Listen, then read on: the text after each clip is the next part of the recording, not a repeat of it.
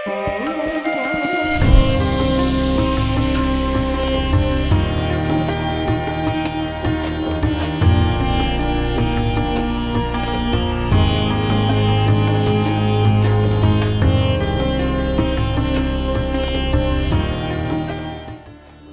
ವೇದಗಳನ್ನು ಅಪೌರುಷೇಯ ಅಂತೀವಿ. ಒಬ್ಬರು ಹೇಳಿದ್ದಲ್ಲ, it is condense wisdom, accumulated wisdom.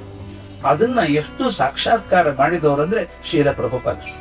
ನನಗನ್ಸುತ್ತದೆ ಬಹುಶಃ ಆ ದೇಶಗಳಲ್ಲಿ ಕೃಷ್ಣ ಅಂತ ಹೆಸರನ್ನ, ಆ ಪ್ರಜ್ಞೆಯನ್ನ ಜನರ ಮನಸ್ಸಲ್ಲಿ ಸ್ಥಿರವಾಗಿ ಕೂಡಿಸಿದವರು ಶ್ರೀಲ ಪ್ರಭುಪಾದ.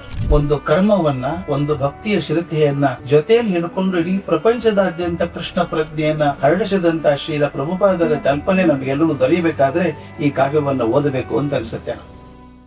ಪ್ರಪನ್ನ ಪಾರಿಜಾತಾಯ ತೋತ್ರವೇತ್ರೇಕ ಪಾಣಯೇ ಧ್ಯಾನ ಮುದ್ರಾಯ ಕೃಷ್ಣಾಯ ಗೀತಾಮೃತ ದುಹೇ ನಮಃ. ಕರ್ಮ ಮತ್ತು ಧ್ಯಾನಗಳನ್ನು ಎರಡು ಕೈಯಲ್ಲಿ ಮಾದರಿಯಾಗಿ ಹಿಡ್ಕೊಂಡಂಥ ಭಗವಾನ್ ಕೃಷ್ಣ ನಮಗೆ ಕೊಟ್ಟಂಥ ಪ್ರೇರಣೆ ನಮ್ಮೆಲ್ಲರನ್ನೂ ಕಾಪಾಡ್ತಾ ಇದೆ. ನಾನು ನಂಬಿದ ಹಾಗೆ ಇಂದು ಪ್ರೇರಣೆಯ ರೂಪದಲ್ಲಿ, ಸೂಕ್ಷ್ಮ ರೂಪದಲ್ಲಿ ಕಾರ್ಯಕ್ರಮದಲ್ಲಿ ಉಪಸ್ಥಿತರಿರುವಂಥ ಶ್ರೀಲ ಪ್ರಭುಪಾದರ ಪಾದಗಳಿಗೆ ನಮಸ್ಕಾರಗಳನ್ನು ಸಲ್ಲಿಸ್ತಾ, ವೇದಿಕೆ ಮೇಲಿರುವಂಥ ಎಲ್ಲ ಗುರುವರ್ಯರಿಗೆ ನನ್ನ ಪ್ರಣಾಮಗಳು ಹಾಗೂ ಸಭಿಕರಿಗೆ ನನ್ನ ವಂದನೆಗಳು. ಈಗ ತಾನೇ ಶ್ರೀಲ ಪ್ರಭುಪಾದ ಚರಿತಾಮೃತದ ಬಿಡುಗಡೆಯಾಗಿದೆ. ನನಗೆ ಆತ್ಮೀಯರು, ಘನ ವಿದ್ವಾಂಸರು ಆದಂಥ ಕಬ್ಬಿನಾಲೆ ವಸಂತ ಭಾರದ್ವಾಜರವರು ಒಂದು ದೊಡ್ಡ ಕೃತಿಯನ್ನು ರಚನೆ ಮಾಡಿದ್ದಾರೆ. ಮಹಾಕಾವ್ಯಗಳ ಕಾಲ ಮುಗಿದು ಹೋಯಿತು ಅನ್ನೋರಿಗೆ ಉತ್ತರ ರೂಪವಾಗಿ ಬರೆದಿದ್ದಾರೆ. ಮಹಾಕಾವ್ಯಗಳ ಕಾಲ ಮುಗಿದಿಲ್ಲ ಅಂತ ಹೇಳಬೇಕಾಗ್ತದೆ. ಎಷ್ಟು ಚೆಂದ ಅದು, ಆ ಹೆಡಿಂಗೇ ತುಂಬ ಚೆಂದ. ನನಗೆ ಶ್ರೀಲ ಪ್ರಭುಪಾದರ ಚರಿತದ ಅಮೃತ ನಮಗೆ ಕೊಟ್ಟಿದ್ದಾರೆ. ಇದು ಮಹಾಕಾವ್ಯ ಅಂತ ಹೇಳಿದೆ. ಕಾವ್ಯ ಅಂದಾಗ ಸಾಕಷ್ಟು ರೋಚಕ ವಿಷಯಗಳು ಸೇರ್ಕೊಂಡ್ಬಿಡ್ತದೆ. ಇದು ಬರೀ ಕಾವ್ಯ ಅಲ್ಲ, ಚರಿತ್ರೆಯೂ ಹೌದು. ಚರಿತ್ರೆಯನ್ನು ಆಧರಿಸಿದ ಕಾವ್ಯ, ಕಾವ್ಯ ರೂಪ ಕೊಟ್ಟಂಥ ಒಂದು ಚರಿತ್ರೆ. ಆದ್ದರಿಂದ ಎರಡನ್ನೂ ಸೇರಿಸ್ಕೊಂಡಿದ್ದಾರೆ. ಹೇಗೆ ನಾನು ಆಗಲೇ ಪ್ರಪನ್ನ ಪಾರಿಜಾತಾಯ ಅಂತ ಹೇಳಿದ ಹಾಗೆ, ಒಂದು ಕರ್ಮವನ್ನು, ಒಂದು ಭಕ್ತಿಯ ಶ್ರದ್ಧೆಯನ್ನು ಜೊತೆಯಲ್ಲಿ ಹಿಡ್ಕೊಂಡು ಇಡೀ ಪ್ರಪಂಚದಾದ್ಯಂತ ಕೃಷ್ಣ ಪ್ರಜ್ಞೆಯನ್ನು ಹರಡಿಸಿದಂಥ ಶ್ರೀಲ ಪ್ರಭುಪಾದರ ಕಲ್ಪನೆ ನಮಗೆಲ್ಲರಿಗೂ ದೊರೆಯಬೇಕಾದ್ರೆ ಈ ಕಾವ್ಯವನ್ನು ಓದಬೇಕು ಅಂತ ಅನಿಸುತ್ತೆ. ನಾವು ಅವ್ರು ಹೇಳಿದರು, ನಾನು ಸ್ಯಾನ್ ಫ್ರಾನ್ಸಿಸ್ಕೋ ನೋಡಲಿಲ್ಲ ಅಂತ ಹೇಳಿದರು. ಹೋದ ವಾರ ಅಲ್ಲೇ ಇದ್ದೆ ನಾನು. ಅಲ್ಲಿಗೆ ಹೋದಾಗ ಅನ್ನಿಸ್ತು ನನಗೆ, ಶ್ರೀಕೃಷ್ಣ ಮಠದಲ್ಲೇ ಇದ್ವಿ, ಎಲ್ಲ ಕಡೆ ಹೋಗಿದ್ವಿ. ನನಗನ್ನಿಸ್ತದೆ ಬಹುಶಃ ಆ ದೇಶಗಳಲ್ಲಿ ಕೃಷ್ಣ ಅಂತ ಹೆಸರನ್ನು, ಆ ಪ್ರಜ್ಞೆಯನ್ನು ಜನರ ಮನಸ್ಸಲ್ಲಿ ಸ್ಥಿರವಾಗಿ ಕೂಡಿಸಿದವರು ಶ್ರೀಲ ಪ್ರಭುಪಾದರು. ನಾವು ಕೆಲವೊಂದು ಸಲ ಉಡಾಫೆ ಮಾತಾಡ್ತೀವಿ, ಅವ್ರಿಗೇನು ಗೊತ್ತಿದೆ ಕೃಷ್ಣ ನಮ್ಮವನು ಅಂತ. ನಮ್ಮವನು ಅಂತ ನಾವು ಭಾಳ ನೋಡಲೇ ಇಲ್ಲ. ಅವ್ರು ಭಾಳ ಪ್ರೀತಿಯಿಂದ ಅಪ್ಕೊಂಡ್ರು. ಮೈ ಮರೆತು ಕುಣಿತಾರೆ ಅವರು, ಕೃಷ್ಣನ ನೆನೆಸ್ಕೊಂಡು ಮೈ ಮರೆತು ಕುಣಿತಾರೆ. ಆ ಕುಣಿದಾಗ ಮಾತ್ರ ಕೃಷ್ಣ ಅರ್ಥ ಆಗೋದು ನಮಗೆ. ಕೃಷ್ಣ ಅವನ ಆಕೃತಿ ನೋಡ್ಬೇಕು, ಎಷ್ಟು ಚಂದ ಅವನು. ಏನೇನೂ ಅಲಂಕಾರ ಇಲ್ಲಲ್ರಿ. ತಲೆಗೆ ಒಂದು ಗರಿ ಸಿಕ್ಸ್ಕೊಂಡ್ರೆ ಕೃಷ್ಣ ಅದ. ಬಿದಿರಿನ ಕೊಳಲು ಹಿಡ್ಕೊಂಡ್ರೆ ಕೃಷ್ಣ ಅದ. ಆ ಬಿದಿರಿನ ಮೂಲಕ ಎಂಥ ತತ್ವವನ್ನು ಕೊಟ್ಟಿದ್ದಾನೆ ನಮಗಂದರೆ, ಎಲ್ಲಿವರೆಗೂ ನೀವು ಪೂರ್ತಿ ಖಾಲಿ ಆಗೋದಿಲ್ವೋ ಅಲ್ಲಿವರೆಗೂ ಸಂಗೀತ ಬರೋಲ್ಲ. ಖಾಲಿ ಆಗಬೇಕು ಮೊದಲು ನಾವು. ಖಾಲಿ ಆಗಿದಾಗ ಇದನ್ನೇ ಟ್ಯಾಗೋರ್ ಅವ್ರ ಗೀತಾಂಜಲಿಯಲ್ಲಿ ಭಾಳ ಚಂದ ಹೇಳ್ತಾರೆ. Lord make me a reed for thee to fill music in it ಅಂತ. ನಾನು ಖಾಲಿ ಬಿದಿರಾಗಬೇಕು. ಎಷ್ಟು ಖಾಲಿ ಆಗ್ತೀನೋ ಅಷ್ಟು ಭಗವಂತ ತುಂಬ್ತಾನೆ ಅಂತ ಹೇಳುವಂಥ ಕೃಷ್ಣನ ಬಗ್ಗೆ ಹೇಳ್ತಾರೆ. ನನಗೊಂದು ವಿಚಿತ್ರವಾದಂಥ ಚಿಂತನೆ ಇದೆ. ಯಾವುದೇ ಒಂದು ಘಟನೆ ಆಗಲಿ, ಒಬ್ಬ ವ್ಯಕ್ತಿ ಆಗಲಿ, ದಿನ ಕಳೆದಂಗೆ ಅದರ ಪ್ರಭಾವ ಮಾಸ್ತಾ ಹೋಗುತ್ತೆ. ಒಂದು ಹೊಸ ಕಾರ್ ತೊಗೊಂಡ್ರೆ ಭಾಳ ಖುಷಿ ಇರುತ್ತೆ. ದಿನಕ್ಕೆ 3 ಸಲ ತೊಳೆದಿದ್ದು. ಹೊಸದು ತೊಳೆಯೋ ಕಾರಣ ಇಲ್ಲ, ಚೆನ್ನಾಗೇ ಇರ್ತದೆ. ಆವಾಗೇ ತೊಳೆಯೋದು ನಾವು ಅದನ್ನು. ಆ ಮೊದಲನೇ ಸಲ ಅದ್ರ ಬಾನೆಟ್ ಮೇಲೆ ಗೀರ್ ಬಿದ್ದಾಗ ಎದೆ ಮೇಲೆ ಬರೆ ಕೊಟ್ಟಂಗೆ ಆಗುತ್ತೆ. ಆದರೆ ಒಂದು 4 ವರ್ಷಕ್ಕೆ ಇನ್ನೊಂದು 50 ಗೆರೆ ಬಿದ್ದಿರ್ತವೆ. ಅವಾಗ ಕಳೆದ್ಬಿಡು, ನಾ ಕಾರ್ ಹೊಸ ತೊಗೊಳ್ಳೋಣ ಅಂದರೆ ಕಾರ್ ತೊಗೊಂಡಾಗಿರುವಂಥ ಸಂತೋಷ 4 ವರ್ಷಕ್ಕೆ ಕಮ್ಮಿ ಆಯಿತು. ಹೊಸ ಮನೆ ತೊಗೊಂಡಾಗ ಬಂದವರಿಗೆಲ್ಲ ತೋರಿಸಿದ್ದು 3 ವರ್ಷ ಆದಮೇಲೆ ಅಲ್ಲಿ ಕೊರಕಲಿದೆ, ಇದು ಫೌಂಡೇಶನ್ ಸರಿ ಇಲ್ಲ ಅನಿಸುತ್ತೆ, ಸಂಕಟ ಶುರುವಾಯಿತು. ಇದೇ ರೀತಿ ಸುಖ ಹೇಗೆ ಬಹಳ ಕಾಲ ಇರೋಲ್ವೋ ದುಃಖ ಕೂಡ ಬಹಳ ಕಾಲ ಇರೋಲ್ಲ. ಮನೆಯಲ್ಲಿ ಯಾರಾದರೂ ತೀರಿ ಹೋದರೆ ಅವರಿಂದ ಬದುಕೋದು ಹೇಗೆ ಅಂತ ಗಾಢ ದುಃಖ ಇದ್ದದ್ದು 1 ವರ್ಷದಲ್ಲಿ ಮರೆ ಆಗಿಬಿಡುತ್ತೆ, 10 ವರ್ಷಕ್ಕೆ ಮರೆತೇ ಹೋಗುತ್ತೆ. ಪ್ರತಿಯೊಂದಕ್ಕೂ ಒಂದು ಕಾಲ ಅಂತಿದೆ. ಆ ಕಾಲ ಕಳೆದ ಹಾಗೆ ಅದರ ಪ್ರಭಾವ ಕಮ್ಮಿ ಆಗ್ತಾ ಹೋಗುತ್ತೆ. ಇದು ವ್ಯಕ್ತಿಗಳಿಗಾಗಬಹುದು, ಗ್ರಂಥಗಳಿಗಾಗಬಹುದು, ಚಿಂತನೆಗಳಿಗಾಗಬಹುದು. ಆದರೆ ಕೆಲವು ವ್ಯಕ್ತಿಗಳಿಗೆ, ಗ್ರಂಥಗಳಿಗೆ, ಚಿಂತನೆಗಳಿಗೆ ಇದು ರಿವರ್ಸ್ ಇಂಜಿನಿಯರಿಂಗ್, ದಿನ ಕಳೆದ ಹಾಗೆ ಹೆಚ್ಚು ಪ್ರಭಾವ ಹೆಚ್ಚಾಗ್ತಾ ಹೋಗುತ್ತೆ. ವಿಚಿತ್ರ ಅನಿಸುತ್ತೆ. 9600 ವರ್ಷ ಹಿಂದಿದ್ದಂಥ ರಾಮ ಇವತ್ತಿಗೂ ಹೊಸಬನಾಗಿ ಕಾಣಿಸ್ತಾನೆ. ಕೃಷ್ಣ ಇವತ್ತಿಗೂ ಹೊಸದಾಗಿ ಕಾಣಿಸ್ತಾನೆ. ಅಂದರೆ ಅಷ್ಟು ವರ್ಷ ಗತಿಸಿ ಹೋಯಿತು ಅಂತ ಅನಿಸೋದೇ ಇಲ್ಲ. ಅಂದರೆ ಯಾಕೆ ಹಿಂಗೆ ಆಗ್ತಾರೆ ಅವರು? ಭಗವದ್ಗೀತೆಯನ್ನು ಎಷ್ಟೋ ಜನ ಏನು ಹೇಳಿದರೂ ಕೂಡ ಇನ್ನೂ 10,000 ವರ್ಷ ಭಗವದ್ಗೀತೆ ಖಂಡಿತ ಇರುತ್ತೆ.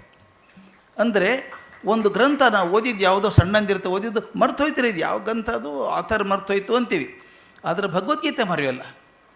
ಇದು ಯಾಕೆ ಹೀಗೆ? ಕೆಲವು ಭಕ್ತಿಗಳ ಬಗ್ಗೆ, ಚಿಂತನೆಗಳ ಬಗ್ಗೆ ಮತ್ತು ವಸ್ತುಗಳ ಬಗ್ಗೆ ಆಗ್ತದೆ ಅನ್ನೋದನ್ನು ವಿಚಾರ ಮಾಡಿದಾಗ ಅನ್ನಿಸ್ತು, ಯಾವ ಚಿಂತನೆ, ಯಾವ ವ್ಯಕ್ತಿ ಕಾಲ ಕಳೆದ ಹಾಗೆ ಹೆಚ್ಚು ಪ್ರಸ್ತುತ ಆಗ್ತಾ ಹೋಗ್ತಾನೋ ಅವ್ರನ್ನ ಯಾರೂ ಮರೆಯೋಲ್ಲ. ಅಪ್ರಸ್ತುತರಾದರೆ ಮರೆತು ಹೋಗ್ತದೆ. ಹಾಗೆ ನಾನು ಹೇಳಬೇಕಾದದ್ದು ಇವತ್ತು, ಶ್ರೀಲ ಪ್ರಭುಪಾದರು ಅವರ ಜೀವಿತ ಕಾಲದಲ್ಲಿ ಎಷ್ಟು ಜನರಿಗೆ ಪರಿಚಯವಾಗಿದ್ದರೋ ಅದರ 1000 ಪಟ್ಟು ಜನಕ್ಕೆ ಇವತ್ತು ಪರಿಚಿತರಾಗಿದ್ದಾರೆ. ತಾವು ಗಮನಿಸಬೇಕು. ಅವರು ಜೀವಿತ ಕಾಲದಲ್ಲಿ ಎಷ್ಟು ಜನಕ್ಕೆ ಸಂಪರ್ಕ ಬಂದಿದ್ದರೋ ಗೊತ್ತಿಲ್ಲ. ಒಂದು ಮಾತು ಕೇಳಬೇಕು, ಎಷ್ಟೊಂದು ಜನ ಇದ್ದೀರಿ ಇಲ್ಲಿ, ಎಷ್ಟು ಜನ ಪ್ರಭುಪಾದರು ನೋಡಿದ್ವಿ ಅಂತ ಗೊತ್ತಿಲ್ಲ. ಬಹಳಷ್ಟು ಜನ ನೋಡೇ ಇಲ್ಲ ನಾವು.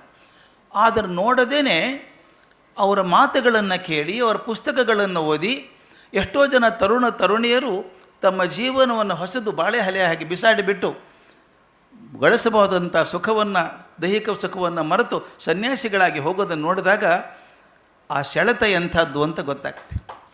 ಆ ಸೆಳೆತ ನಾನು ಹೇಳ್ತೀನಲ್ಲ, ಉಳಿದ ಎಲ್ಲ ಜೀವಿತದ ಕಾಲದಲ್ಲಿ ಬರುವಂಥ ವಸ್ತುಗಳ ಸೆಳೆತ ಏನಿದೆಯೋ ಅದೆಲ್ಲಕ್ಕೂ 1,00,000 ಪಟ್ಟು ಹೆಚ್ಚು ಸೆಳೆತ ಇರುವಂಥದ್ದು ಆಧ್ಯಾತ್ಮಿಕ ಶಕ್ತಿಗೆ ಮಾತ್ರ, ಇನ್ಯಾವುದಕ್ಕೂ ಅಲ್ಲ.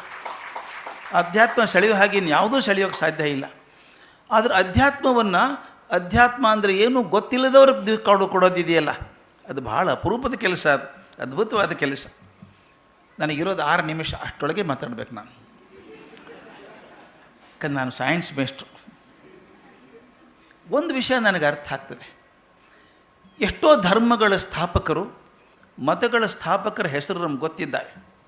ಮತಗಳನ್ನು ಅದರಿಂದಾನೇ ಗುರುತಿಸ್ತಾರೆ. ಆ ಪಂಥದವರು, ಈ ಮತದವರು ಅಂತ ಗುರುತಿಸ್ತಾರೆ. ಆದರೆ ಎಷ್ಟೋ ಜನಕ್ಕೆ ಇಸ್ಕಾನ್ ಗೊತ್ತಿದೆ, ಎಷ್ಟೋ ಜನಕ್ಕೆ ಶ್ರೀಕೃಷ್ಣ ಪಂಥ ಗೊತ್ತಿದೆ, ಆದರೆ ಪ್ರಭುಪಾದರ ಹೆಸರು ಗೊತ್ತಿಲ್ಲ. ಬಹಳ ವಿಶೇಷ ಅನಿಸುತ್ತೆ ನನಗಿದು. ಅಂದರೆ ಹೇಗೆಂದರೆ ಒಂದು ರೀತಿಯಿಂದ ಸೃಷ್ಟಿಕರ್ತ ಇದ್ದ ಹಾಗೆ. ಸೃಷ್ಟಿಕರ್ತ ಕಣ್ಣಿಗೆ ಕಾಣಿಸೋಲ್ಲ, ಸೃಷ್ಟಿ ಕಣ್ಣಿಗೆ ಕಾಣಿಸುತ್ತೆ. ಇದೇ ಮಾತನ್ನು ಹೇಳಬೇಕಾದ್ರೆ ಕಂಚಿ ಪರಮಾಚಾರ್ಯರಿಗೆ ಒಂದು ಪ್ರಶ್ನೆ ಕೇಳಿದರು. ಹಿಂದೂ ಧರ್ಮಕ್ಕೆ ಸ್ಥಾಪಕರೇ ಇಲ್ಲಲ್ಲ, ಅವ್ರ ಹೆಸರೇ ಗೊತ್ತಿಲ್ಲ ನಿಮಗೆ ಅಂತ ಕೇಳಿದ್ರಂತೆ. ಅದಕ್ಕೆ ಅವ್ರೊಂದು ಒಳ್ಳೆ ಉದಾಹರಣೆ ಕೊಡ್ತಾರೆ. ನನ್ನ ಮನಸ್ಸಿಗೆ ಭಾಳ ಗಟ್ಟಿಯಾಗಿ ಕೂತಂಥ ಉದಾಹರಣೆ ಅದು. ಅವ್ರು ಹೇಳ್ತಾರೆ, ಯಾರೋ ಬಂದು ಹೇಳ್ತಾರೆ ರಾಮು ಬಂದಿದ್ದಾನೆ ನಿಮ್ಮನ್ನು ನೋಡೋದಕ್ಕೆ ಅಂತ. ಆಗ ಯಾವ ರಾಮು ಅಂತ ನೀವು ಕೇಳಿದರೆ ನಿಮಗೆ ಒಬ್ಬರಿಗಿಂತ ಹೆಚ್ಚು ರಾಮುಗಳು ಪರಿಚಯ ಇದ್ದಾರೆ ಅಂತಾಯಿತು. ಯಾರು ರಾಮು? ಆ ಗಿಡ್ಡ ರಾಮುವನ ಅಥವಾ ಉದ್ದ ಇದ್ದವನ, ಕಪ್ಪಿದ್ದವನ? ಅಂದರೆ 3-4 ಜನ ಗೊತ್ತಿದ್ದಾರೆ ಅಂತಾಯಿತು. ನಿಮ್ಗೆ ಗೊತ್ತಿರೋದೇ ಒಬ್ಬ ರಾಮು ಆಗಿದ್ದರೆ ಕಳಿಸೊಳಗೆ ಅಂತಿದ್ದೆವನು.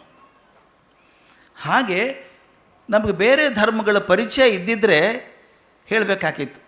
ಆಗಿನ ಕಾಲ ಕಂಚಿ ಪರಮಾಚಾರ್ಯ ಹೇಳೋದು ಬೇರೆ ಯಾರೂ ಗೊತ್ತೇ ಇರಲಿಲ್ಲ ನಮಗೆ, ಅದೊಂದೇ ಧರ್ಮ ಇರೋದು, ಅದರಿಂದ ಹೇಳುವಂತಿದ್ವಿ ನಾವು. ಅದರಿಂದ ಹಿಂದೂ ಧರ್ಮಕ್ಕೆ ಸ್ಥಾಪಕರು ಬೇಕಾಗಿರಲಿಲ್ಲ. ನಮ್ಮ ವೇದಗಳು ಕೂಡ ಅಪೌರುಷೇಯ ಅಂತ ಕರಿತೀವಿ. ನಮ್ಮಲ್ಲಿ ಕಮ್ಯುನಿಟಿ ಫೀಲಿಂಗ್ ಎಷ್ಟು ಇಂಪಾರ್ಟೆಂಟ್ ಇತ್ತು. ನಾವು ವೇದಗಳನ್ನು ಅಪೌರುಷೇಯ ಅಂತೀವಿ ಅಂದರೆ ಒಬ್ಬರು ಹೇಳಿದ್ದಲ್ಲ, it is condense wisdom, accumulated wisdom. ಅದನ್ನು ಎಷ್ಟು ಸಾಕ್ಷಾತ್ಕಾರ ಮಾಡಿದವರು ಅಂದರೆ ಶ್ರೀಲ ಪ್ರಭುಪಾದರು. ಜಾತಿ ಇಲ್ಲ, ಮತ ಇಲ್ಲ, ಪಂಥ ಇಲ್ಲ, ಕೃಷ್ಣ ಒಬ್ಬನನ್ನೇ ಗುರಿಯಾಗಿಟ್ಕೊಂಡು ಹೋಗುವಂಥದ್ದು ಇದೆಯಲ್ಲ, ಅಂಥ ಸಾರ್ಥಕ ಕೆಲಸ. ಬೌಂಡ್ರಿ ಡಿಸಾಲ್ವಿಂಗ್ ದ ಬೌಂಡ್ರೀಸ್ ಅಂತ ಕರಿತೇನೆ ನಾನು. ಎಲ್ಲ ಮಿತಿಗಳನ್ನು ದಾಟಿ ಹೋಗುವಂಥದ್ದು, transcending all barriers and focusing on only one goal, that is Lord Krishna, nothing else. ಅದು ಮಾಡಿದ್ದು ಶ್ರೀಲ ಪ್ರಭುಪಾದರು. ನಮ್ಮ ನಮ್ಮ ಮೇಡಮ್ ಇದ್ದಾರೆ, ಜ್ಯೋತಿಶಂಕರ್ ಮೇಡಮ್ ಇದ್ದಾರೆ, ಅವ್ರು ಹೇಳ್ತಾರೆ, ಕೃಷ್ಣನ ಹೊಗಳಬೇಕಾದ್ರೆ ನಮಗೆ ಕುಮಾರವ್ಯಾಸನ್ ಬಿಟ್ಟರೆ ಇಲ್ಲ ಅನಿಸ್ತು. ಅವನು ವಾಚಾಳಿ, ಅವನು ವಿಪರೀತ ಮಾತು ಒಂದು. ವೇದ ಪುರುಷನ ಸುತನ ಸುತನ ಸಹೋದರನ ಹೆಮ್ಮಗನ ಮಗನ ತಳೋದರಿಯ ಮಾತುಳನ ರೂಪನ ಅತುಳ ಭುಜಬಲದಿ ಕಾದಿಗೆಲಿದನ ಅಣ್ಣನ ಅವ್ಯಯ ನಾದಿನಿಯ ಜಠರದಲ್ಲಿ ಜನಿಸಿದ ಅನಾದಿ ಮೂರುತಿ ಸಲಹೋಗದುಗಿನ ವೀರನಾರಾಯಣ. ಕೃಷ್ಣ ಅನ್ಲಿಕ್ಕೆ ಇಷ್ಟುದ್ದ ಪಟ್ಟಿಯದು. ಕೃಷ್ಣನ ಹಾಗೆ ಹೇಳಬೇಕದನ್ನು, ಕೃಷ್ಣನ ಹಾಗೆ ವರ್ಣನೆ ಮಾಡಬೇಕು. ಹಾಗೆ ಮೈ ತುಂಬಿ ಭಾಷೆ ತುಂಬಿ ಬರೆದವರು ಕಬಿನಾಲೆ ವಸಂತ ಭಾರದ್ವಾಜರವರು. ಅವರ ಪ್ರಯತ್ನ ಸಾರ್ಥಕ ಆಗಲಿ.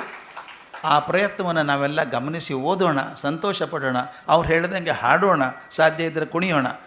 ಆ ಕೃಷ್ಣ ಚರಿತ್ರೆಯನ್ನು, ಪ್ರಭುಪಾದರ ಶ್ರೀ ಚರಿತಾಮೃತವನ್ನು ನಮ್ಮಲ್ಲಿ ಇಳಿಸ್ಕೊಳ್ಳೋಣ ಅಂತ ಹೇಳ್ತಾ ನನ್ನ ಮಾತು ಮುಗಿಸ್ತೇನೆ. ನಮಸ್ಕಾರ.